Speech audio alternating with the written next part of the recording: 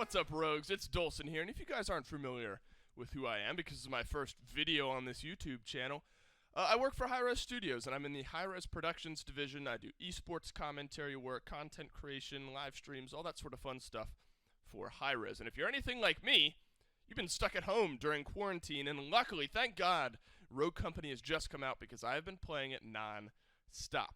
Now, one of the rogues I think that has kind of flown under the radar in the first few days, obviously some people have really enjoyed playing her, is Scorch. She has the ability to turn these close-range engagements on their head with her overheat ability and keep everything on her side of the table. Incredible at holding corners, holding angles, tilting things in your favor every so often. So let's take a deep dive into Scorch today and talk about just what she's good at, what she's maybe bad at, and maybe what you want to buy. Well, before we dive into economy, overheat, Scorch's ability, a well-timed segue, is really what makes her shine. The extra damage on top of already devastating close-range abilities is where Scorch can distance herself from the rest of the competition. A clip like this would not be possible outside of having that extra overheat damage. Now, when looking at economy, the SLC, the SMG that you see on screen here, I think is the most important first buy in Strikeout, which is the game mode I'm playing here in this one. The ability to hit fire, hold corners, hug the sides, even when missing some shots, is what makes Scorch so unique. The Arbiter is the second option in store for Scorch, but having only 2 shots really lowers the threshold for what you are able to do. You miss those first 2 shots, you're unable to swap to your pistol in time, like you see here in this clip, well, you're going to be maybe a little bit extra sad. So I think SLC, the buy for Scorch out of the primary weapon category.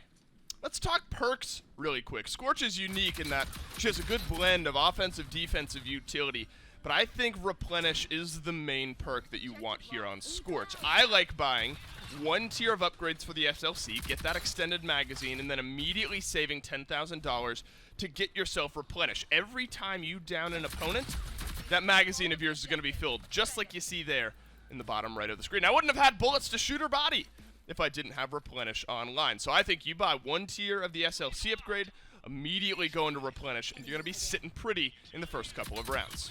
Kind of the final piece of the economy talk, I think, has to be around Rosie, Scorch's melee robotic arm thing.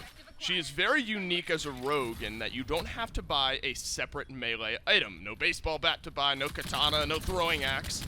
You just get this shining firearm built into Scorch, and I think that is such a strong piece of her toolkit. At $2,000, you can buy the first tier of upgrades. That's going to increase your melee range, and you'll see a punch or 2 later on here in this clip category. And then the next tier is going to buy you more damage and damage over time when you punch, and with how close range you want to be fighting on Scorch, I think this is a massive tool to have in your belt. So I think buying Rosie a couple of upgrades absolutely sets Scorch apart from enemies in the same category.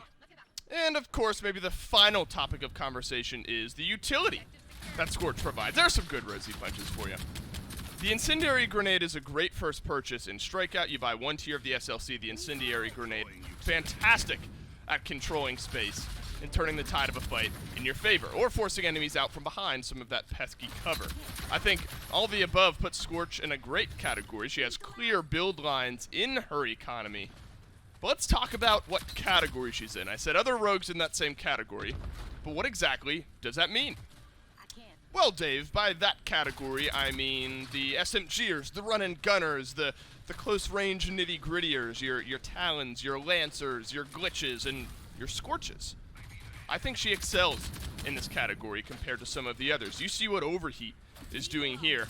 And actually, when you're looking at playstyle for Scorch, I think that this moment right here is a perfect example of how you want to play with her. You want to hold these corners. You want to be able to hit fire, not have to ADS all the time, the quick, snappy shots, maybe a well-timed flank. This is where Scorch is going to buy you the most value. Now, if I'm going to take a moment as an aside and talk about flanking, this is more of a game-wide PSA and not just about Scorch. You're playing Lancer, you're playing Glitch, you're playing any of these guys with high mobility and good SMGs on their belt. You can't just run behind the enemy team and hope that the rest of your teammates survive a 4v3 and then you're going to die in the meantime after trading out 1 kill. If you're going to flank, You need to make sure your teammates are holding the proper angles up front. They can hold their own for a moment, buy you some time, and then when you're behind the enemy team, if you're just turning heads, then your team is going to move in on the other side. It's all about creating distractions. I truly believe that while flanking is absolutely viable on Scorch, these moments right here is where she excels. Holding the small corners, standing behind cover, melting targets as they attempt to jump out from behind cover. Flanking is fun, but winning may be a little bit more fun.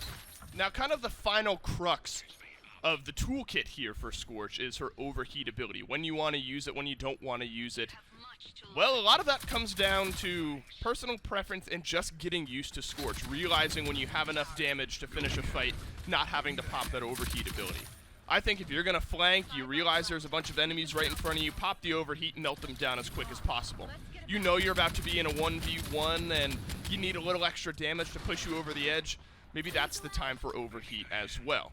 If I really had to summarize it, though, I would say if you're in a fight where you have an advantage or really you're even, overheat maybe stays on cooldown. But once you're in a situation where you need to do a lot of damage fast, or you're going to die or your team is going to lose, perfect timing for overheat.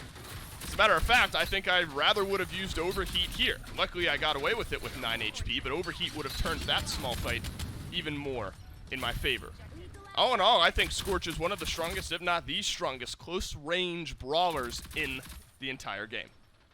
And I truly do believe that. I think Scorch is one of the best close-range fighters in the game, in a relatively small category, granted. But I think as long as you're hitting your shots, there's not many rogues, if any, that can output the same amount of damage that Scorch can from close range. I do implore you to try out the Arbiter. I use the SLC in this video pretty much entirely. The Arbiter is very fun as long as your shot is feeling comfortable on any given day. But we did scratch the surface with Scorch here in this video. I gave you maybe some tools to operate in-game, talked about the economy a little bit, what Scorch is good at, what she's bad at, when you want to use your overheat, all the above. It was a great video to make. I absolutely love playing Rogue. I absolutely love playing Scorch. And if you want more of these videos, drop a like, drop a subscription, because there'll be plenty more Rogue Company, maybe some Smite on this channel in the future. But until then, thanks for watching. I'll see you next time.